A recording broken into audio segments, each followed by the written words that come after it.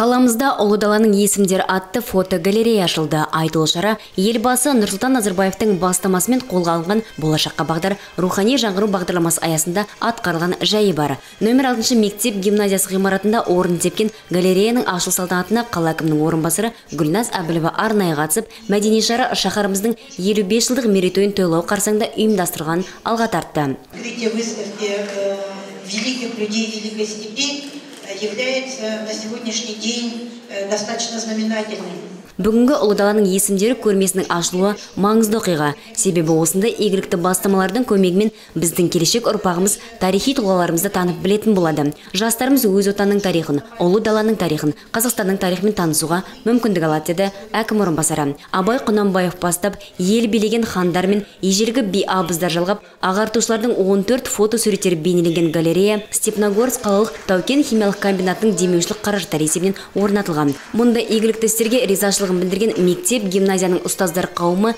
тарихта ойып тұрып орналған ұлы есімдердің осылайша ұлықталуы келешек ұрпаққа берер мол өнегесі бар екенін алға тартуда.